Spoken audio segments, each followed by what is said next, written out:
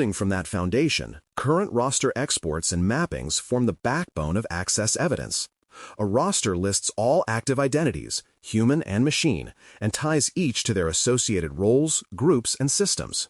Exporting this data directly from identity platforms ensures authenticity and traceability. The mapping then links those rosters to entitlements, showing how job functions translate into actual permissions. For instance, the marketing analyst role maps to analytics dashboards, but not to payroll systems. Regular exports, stored with timestamps, give assessors confidence that reviews reflect present reality, not an outdated snapshot. Clean, current rosters prove the system's foundation is solid. From there, documenting group-to-resource entitlements clarifies how collective access translates into individual power. Groups simplify administration, but often obscure who can reach what. A clear entitlement record lists each group, its assigned resources, and the permissions each confers. For example, Finance Read grants read-only access to expense data, while Finance Admin enables editing. Keeping this mapping explicit prevents hidden privilege escalation and simplifies audits.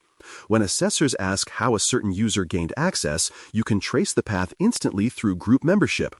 Transparent entitlements make complexity legible, ensuring that grouping helps security rather than hiding gaps.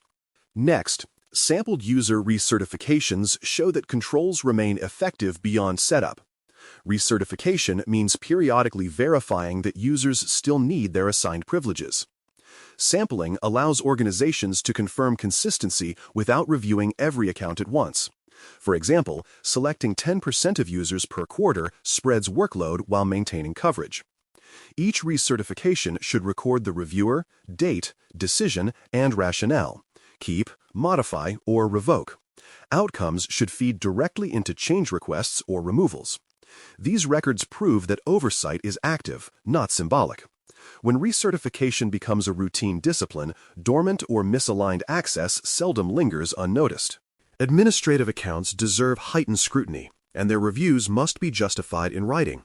Each admin account should have a defined purpose, named owner, and documented approval. Evidence should show who verified its continued need during each review cycle.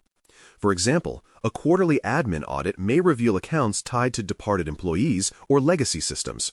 Removing or consolidating them reduces attack surface and restores clarity. Administrators hold the keys to the environment. Verifying those keys remain in trustworthy hands is both a security and governance requirement. Reviewers pay special attention here because lapses are often high impact. Equally important is the removal of orphaned and dormant accounts. An orphaned account belongs to a former employee or defunct service, while a dormant one remains unused for extended periods. Both present risk because they can be hijacked unnoticed. Regular scans should identify accounts with no recent logins or ownership records. Evidence of their removal, ticket IDs, timestamps, and logs proves that hygiene is enforced. The goal is zero orphans and minimal dormancy. Each successful cleanup cycle reflects an organization that treats deprovisioning as a living safeguard rather than a maintenance chore. Shared accounts also require strict attention. While some systems still demand shared credentials, their use must be minimized, monitored, and justified. Each shared account should have documented scope, restricted access, and logging that attributes actions to individuals, perhaps through secondary authentication. Better yet, replace shared credentials with named roles or session brokers that preserve accountability. Evidence should include approval records for continued use and log excerpts showing audit trails. Shared accounts can be convenient shortcuts, but without tight guardrails, they erode traceability. Containment, not comfort, should guide their existence. Break glass access logs and reviews demonstrate that emergency procedures remain controlled even under pressure. Each use of a break glass account should trigger automatic alerting, log capture, and post-event analysis. Evidence must show who invoked it, why, what actions occurred, and who approved the restoration of normal conditions. These records serve dual purposes, validating that emergencies were legitimate and confirming that extraordinary power was exercised responsibly. A quarterly review of break glass events reinforces discipline and reassures assessors that exceptions remain exceptional. Preparedness and accountability must travel together. Timely deprovisioning metrics and supporting evidence measure how fast access is revoked after a user leaves or changes roles. A mature program defines thresholds, such as deactivation within 24 hours of separation, and tracks performance. Evidence may include system logs, automated removal reports, or closure tickets. High percentages of on-time revocations indicate strong coordination between human resources, identity management, and security. Delays reveal weak integration. When reviewers see quantitative proof of speed and consistency, they recognize a program where lifecycle management is not theoretical but operational. Fast deprovisioning is quiet proof of efficiency. Exception, waiver, and compensation records preserve transparency around deviations. Exceptions are temporary gaps awaiting fix. Waivers are formal risk acceptances, and compensating controls offset incomplete compliance. Each must be logged with justification, duration, and approval. Evidence should include correspondence or governance meeting notes confirming awareness. Assessors respect documented exceptions because they show self-awareness. What undermines trust is hidden deviation. A clear inventory of these records demonstrates maturity, showing that even imperfection is managed systematically rather than concealed. Accountability includes the courage to acknowledge limitations. Provider inheritance must also be checked and verified. Many access functions depend on external platforms, cloud providers, software-as-a-service tools, or managed services that manage portions of identity and authorization. Evidence should show the provider's control scope, attestation documents, and the system owner's verification that inheritance remains valid. For example, confirming that a cloud provider's multi-factor enforcement is still in place satisfies one inherited control. This check must occur regularly, not only during renewals. Shared responsibility demands ongoing validation. Trust must always be verified, never assumed. Typical assessor questions can be anticipated and answered through preparation. Assessors often ask, how are accounts provisioned, reviewed, and removed? Who approves access changes?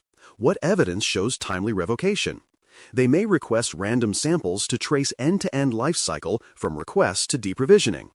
Preparing those paths in advance shortens audit cycles dramatically. Effective programs answer not only with documents, but with demonstrations. Show live queries, audit logs, and workflow histories.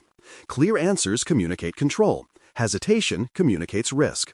Knowing the questions in advance lets you script assurance with confidence. Common pitfalls often appear even in mature programs, and remediation playbooks keep them contained. Frequent issues include misaligned group memberships, stale entitlements after reorganizations, and incomplete documentation of revocations. Playbooks describe symptoms, immediate containment steps, and long-term fixes. For instance, if group reviews reveal excess privileges, the playbook might require an automated script to re-baseline membership and a communication plan to notify owners. Documenting these responses transforms reactive firefighting into guided recovery. Programs with playbooks show they expect mistakes but manage them with precision. Resilience, not perfection, earns trust. In closing, evidence supports sustained control. Access management proves its worth not through policy statements, but through traceable, repeatable proof that permissions match purpose. Every roster, log, ticket, and attestation tells a piece of that story. When evidence is current, consistent, and easy to verify, assessors stop searching for weak points and start recognizing reliability. Reviews become confirmations, not investigations. A strong evidence trail demonstrates that access control is not just designed, but lived disciplined, documented, and defensible every single day. Thanks for listening. For more audio courses, daily newsletters, and more, please visit DailyCyber.News.